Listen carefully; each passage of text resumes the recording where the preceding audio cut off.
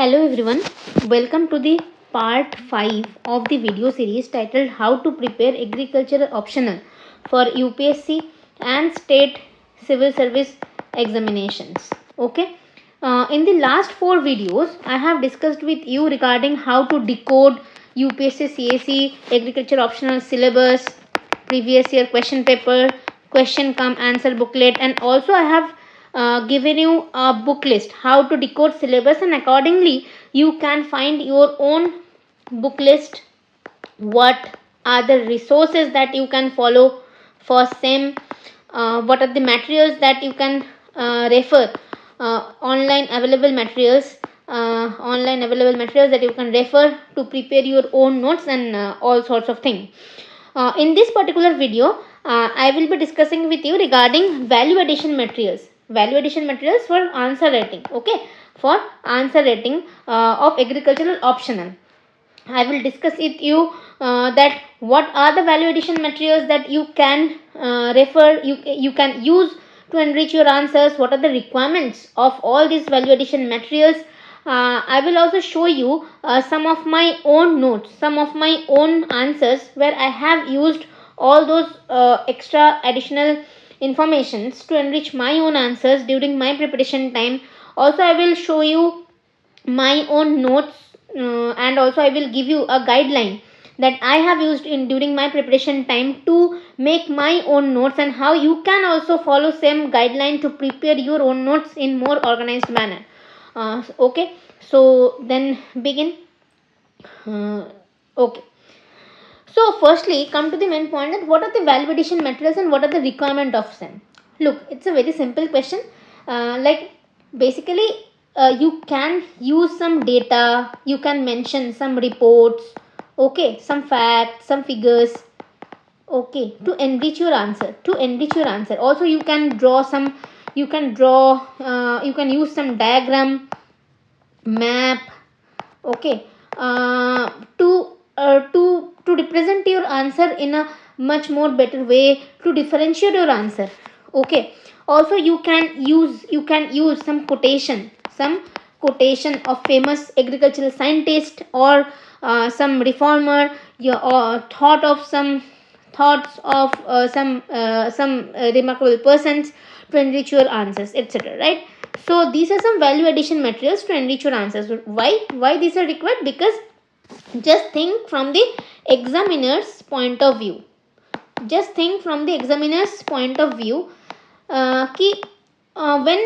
an examiner is checking so many answers, what he will be looking for? He will be definitely looking for some different answers.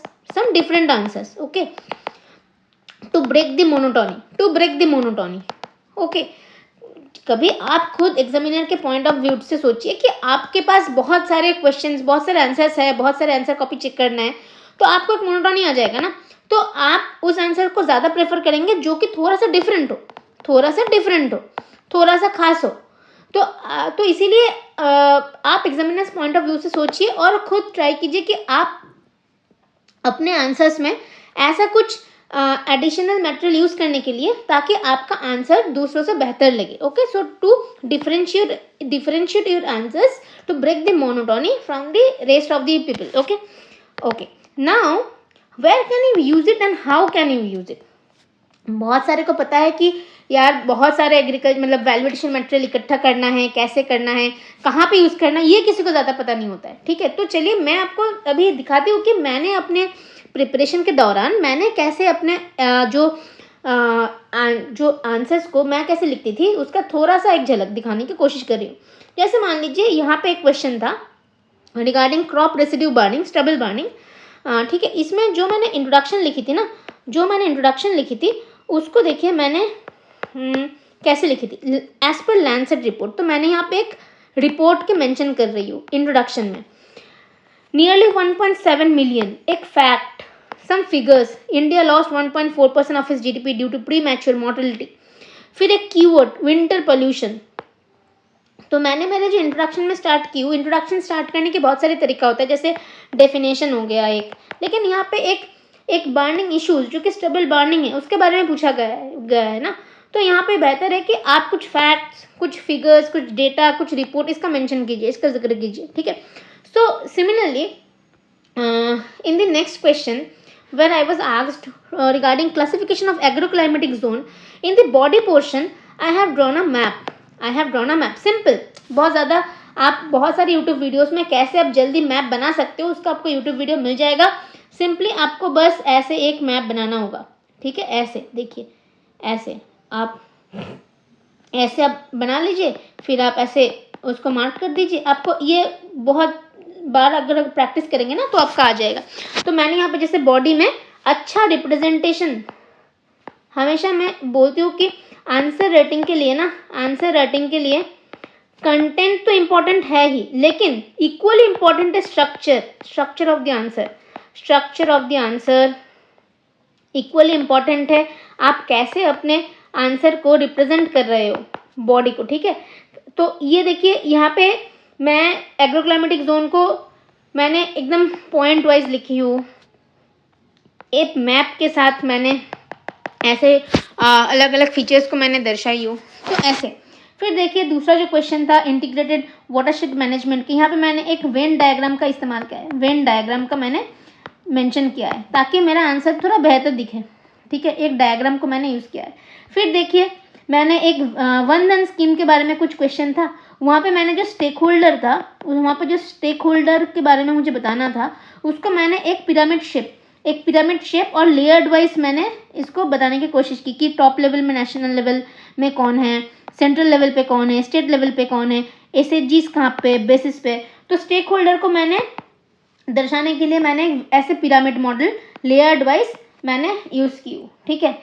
फिर देखिए agro forestry के बारे में कुछ question था, तो मैंने इंट्रोडक्शन यहाँ पे लिखी। फिर बॉडी पार्ट में मैंने लिखने के टाइम एग्रो फॉरेस्ट्री के जो भी कंपोनेंट्स हैं, ठीक है, उसको मैंने एक ऐसे एक डायग्राम से मैंने रिप्रेजेंट करने की कोशिश की हूँ। तो ऐसा ज़रूरी नहीं कि आप भी ऐसे ही फ्लो चार्ट यूज़ करो, कुछ भी इनोवेटिव डायग्राम आप यूज़ कर सकते हो आपके हिसाब से, ठीक है। फिर जैसे देखिए यहाँ पे कुछ क्वेश्चन था रिगार्डिंग इरिगेशन वाटर क्वालिटी, वहाँ पे मैंने कैसे स्ट्रक्चर को मैंने एग्जाम्पल से आंसर को एनरिच करने की ट्राई की, आंसर को एग्जाम्पल के हिसाब से। जैसे यहाँ पे एक बॉडी में मैंने एक हेडिंग बना ली थी, फिर मैंने सब हेडिंग बनाया, ऐसे सब हेडिंग बनाया, फिर सब हेडिंग को सब्सटैंशिएट करने के लिए to substantiate the headings and subheadings I have given multiple examples.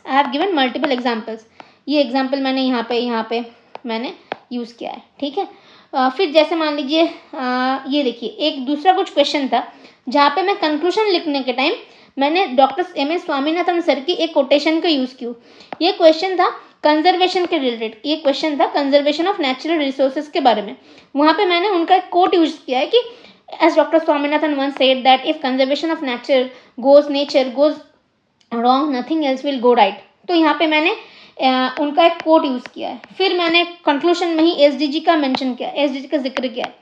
तो ऐसा तो जो भी मैंने आपको भी एग्जांपल दिया है कि where can you use it, how आप जब आप आंसर लिख रहे हो, जब आपने आंसर जब लिख रहे हो तो जो इंट्रोडक्शन हो गया, बॉडी हो गया और कंक्लूजन हो गया, आप कहीं पे भी ये इंट्रोडक्शन, बॉडी, कंक्लूजन में भी आप कहीं पे कुछ रिपोर्ट का मेंशन कर रहे हो, कुछ डेटा, फैक्ट्स, फिगर्स इसका मेंशन कर रहे हो, या कुछ डायग्राम बना रहे हो, मैप बना रहे हो, ठीक है। कुछ डायग्राम हो गया, कुछ वेन डायग्राम टाइप, कुछ फ्लो चार्ट टाइप या ऐसे, ठीक है। या मान लीजिए कुछ ऐसे, या मान लीजिए कुछ पिरामिड स्ट्रक्चर, स्टेक होल्डर को दर्शाने के लिए लेयर्ड वाइज कुछ बना रहे हो, कुछ मैप बना रहे हो कि जैसे इंडिया का मैप बना रहे हो, ठीक है, ऐसे इंडिया का मैप बना रहे हो, या तो वर्ल्ड मैप बना रहे हो, कुछ भी।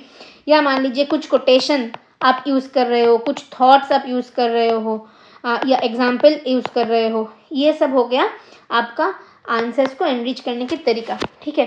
अब मान लीजिए ये तो आपको पता चल गया कि आप कहाँ पे यूज़ कर सकते हो, लेकिन आप इतना जो आपके पास एक तो डेटा शीट भी होना चाहिए ना, जहाँ से आप आप आपके नोट्स को प्रिपेयर कर सकते हो, आप नोट्स प्रिपेयर कर सकते हो। तो देखिए बहुत डेटा तो बहुत सारा है ना, लेकिन आप एक चैनलाइज तरीके से आप कैसे वो सारे डेटा को या जो भी आपके लिए रिलेवेंट हो उसको आप कैसे इकट्ठा कर सकते हो, उसका मैंने कुछ तरीका खुद के लिए ढूंढी थी, वो मैं आपसे शेयर करने की ट्राई करती हूँ। जैसे मान लीजिए थोड़ा ऑर्गेनाइज्ड वे में खुद के नोट्स प्रिपेयर करने के लिए आप ये फॉलो कर सकते हो। कुछ कुछ अप्रोच है, जैसे input output approach. For example आप थोड़ा सोचिए एग्रीकल्चर में क्या क्या यूज होता है, इनपुट क्या क्या इनपुट, और अपस्ट्रीम में क्या क्या यूज होता है।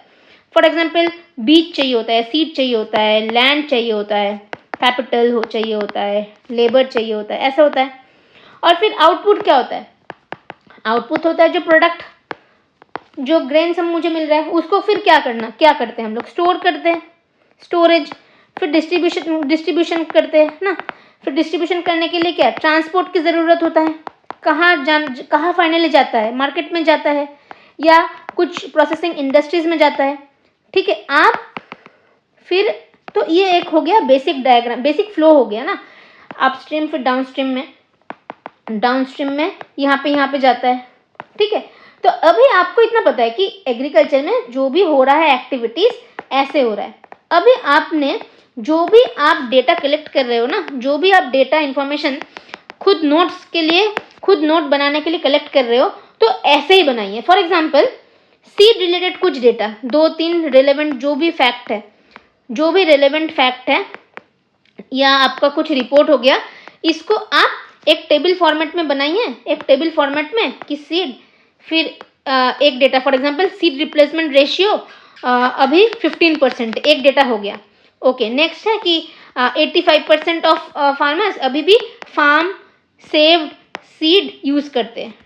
ठीक है, फिर मान लीजिए लैंड, फिर लैंड के बारे में मान लीजिए एक डेटा है कि अभी भी जो लैंड होल्डिंग कितना है, land holding average land holding अभी भी इंडियन फार्मर के पास कितना है, कितना लैंड रिलेटेड केसेस है, कोर्ट केसेस, ऐसा मान लीजिए। फिर मान लीजिए लेबर कितना, लेबर पॉपुलेशन कितना है एग्रीकल्चर रिलेटेड, उसका एक डेटा हो गया। तो अकॉर्डिंगली मतलब आप पहले अपने ब्रेन को एक कमांड दीजिए कि सीड, तो सीड के बारे में 2-3 रिलेवेंट फैक्ट्स जो कि आप कोई भी आंसर लिखते वक्त आप यूज कर सकते हो, फिर वही 2-3 आप डेटा कलेक्ट करके रखिए। लैंड, ऐसे ही आपने जो भी मैंने आपको बताया, कैपिटल, लेबर, फिर आउटपुट में प्रोडक्ट की total food grain production, for example total food grain production उसका जो अमाउंट है उसका एक डेटा लिख के रखिए। स्टोरेज हो गया, डिस्ट्रीब्यूशन हो गया, ये एक एग्जाम्पल हो गया, ये एक अप्रोच हो गया कि आप ऐसे ऑर्गेनाइज्ड वे में आप डेटा कलेक्ट कर सकते हो। ठीक है, नेक्स्ट हो गया जैसे जो भी बेसिक मैंने यहाँ पे ऑलरेडी आपके लिए देख के रखा है कि agriculture growth rate, GDP contribution of agriculture, labour force. हाँ, फिर जो भी एग्रीकल्चर एंड अलाइड सेक्टर्स है ना, for example fishery, livestock, food processing, horticulture, इसका शेयर कितना है ग्रॉस डोमेस्टिक प्रोडक्ट में, टोटल फूड ग्रेन प्रोडक्शन कितना है, cropping intensity, major cropping pattern of India क्या है, average wage rate of agri labour क्या है, number of agro climatic zone, farm mechanisation status of India कितना है। ये हो गया agriculture and economics, agriculture economics related data जो कि आपको बजट इकोनॉमिक सर्वे में मिल जाएगा। रैंडम आप गूगल सर्च करके ये सब डेटा को आप कलेक्ट करके रखिए। फिर मान लीजिए जो भी एक्सटेंशन एजेंसीज है ना, एक्सटेंशन एजेंसीज है, फॉर एग्जांपल आपका फार्मर प्रोड्यूसर ऑर्गेनाइजेशन हो गया, नॉन गवर्नमेंट ऑर्गेनाइजेशन हो गया, स्टार्टअप हो गया, इसका एग्जाम्पल आप एक जगह पे, एक पेज पे आप लिख के रखिए। जो भी स्कीम्स है, जो भी थोड़ा फेमस स्कीम्स है स्टेट का, फॉर एग्जांपल आंध्रा का हो गया रैतु बंधु, फिर ओडिशा का कालिया स्कीम, यूनियन का जो भी स्कीम्स है जो कि आपको economic survey of India budget में मिल जाएगा, आप एक पेज में वो स्कीम के बारे में लिख के रखिए। जो भी इमर्जिंग टेक्नोलॉजीज है, ड्रोन टेक्नोलॉजी, ब्लॉकचेन, ठीक है, robotics, nano technology, remote sensing, GIS, ICTs, इसके बारे में आप थोड़ा एग्जाम्पल हो गया, रिसेंट डेवलपमेंट्स हो गया, इसके बारे में आप एक नोट बना के रखिए। ठीक है, इमर्जिंग कॉन्सेप्ट्स हो गया, natural farming, zero budget natural farming, इसको। और मान लीजिए जो भी करंट इश्यूज है, फॉर एग्जांपल ये आपको, अगर आप कोई एग्रीकल्चर के रिलेटेड अगर कोई इंटरव्यू के भी प्रिपरेशन कर रहे हो वहाँ पे भी आपको काम आएगा ये जो मैं तरीका आपको बता रही हूँ। करंट इश्यूज जो है ना, for example GM genetically modified crops के बारे में, क्लाइमेट चेंज एग्रीकल्चर को कैसे इफेक्ट कर रहा है, feminisation of agriculture in agriculture, doubling farmers income, green revolution and evergreen revolution, World Trade Organization subsidy issues, Farm Bill protest, old and new, minimum support price issues, tax in agriculture, e-नाम issues, e-national agriculture marketing जो है, stubble burning issues, ये सब ना opinion based है, ये सब है opinion based issues, opinion based issues.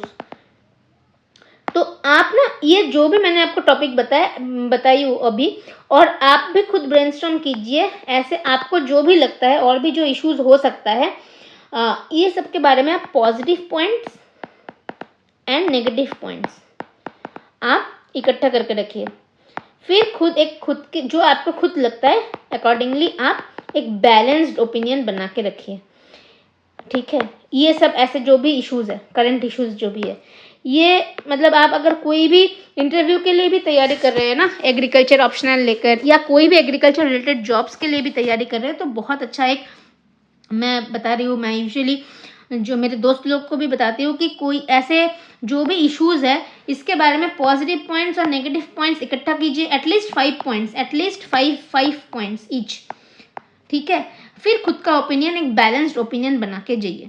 फिर कीवर्ड्स थोड़ा आप इकट्ठा कीजिए। फॉर एग्जांपल अगर मिलेट रिलेटेड कोई भी क्वेश्चन आ रहा है तो आप वहाँ पे कंक्लूजन लिखते वक्त क्लाइमेट स्मार्ट क्रॉप्स ऐसा आप मेंशन कर सकते हो।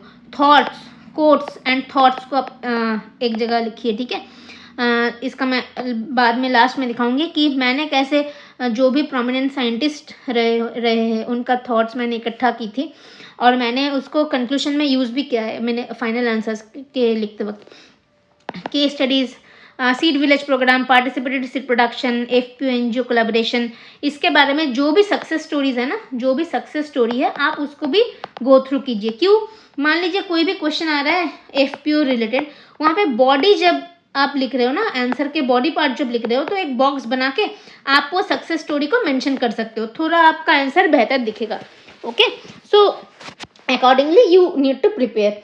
एंड जनरल सजेशंस मैं क्यों यहाँ पे लिखी हूँ, for example there are some general suggestions regarding agriculture and its developments, for example increasing in research and developmental expenditure or encouraging climate smart crops, or like while I was preparing during my time, from many newspaper articles I came to know about agricultural developmental council concepts, that many prominent personalities are talking about developing agricultural development council in line of GST council. Okay, so these can be a suggestion. This you can use these types of concepts, this type of new concepts while giving way forward of any question. Similarly, farmer welfare commission at central and state level to be formed as an independent institutional mechanism. So these can be some general suggestions that you can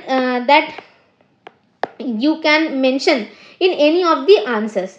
Okay, so when you are also preparing, when you are going through any newspaper articles related to agriculture, try to jot down some points, and you can jot down those points under the heading general suggestions, and while writing the answers in the main paper, just try to apply those points, try to use those points while writing the answers. Okay, so this was the basic framework of making notes. This is the proper guideline that through which you can command yourself, you can give your brain a command, and you can channelize your note preparation journey. Okay, so this was the basic guideline. Now I will be showing you some of my own notes that I have prepared during my time using the same guideline. For example, look, as I have told you, I have mentioned you, I have told you earlier that I used to prepare a table where I used to write the seed. Now I will be collecting some data regarding seed only. Then land, then I will be collecting some relevant fact and figures related to land, labor.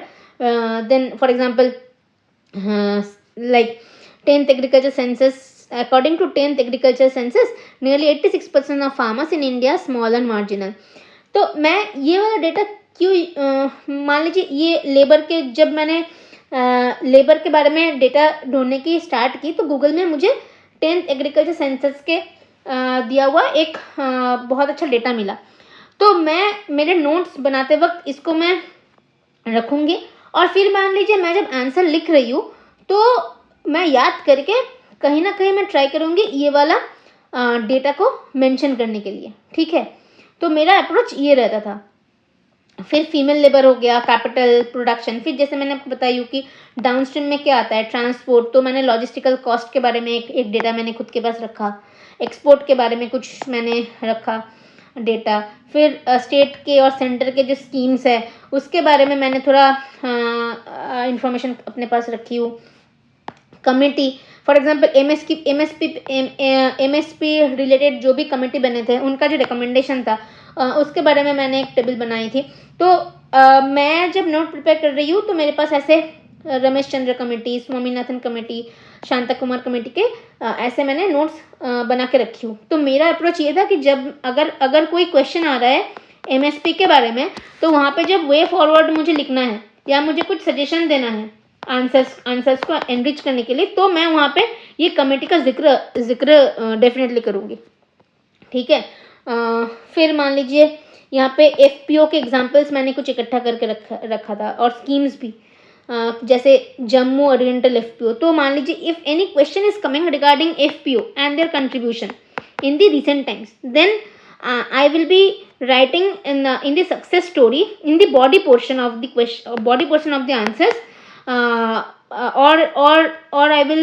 I will mention as an example regarding Jammu Oriental FPO, or I will write about this scheme FPO.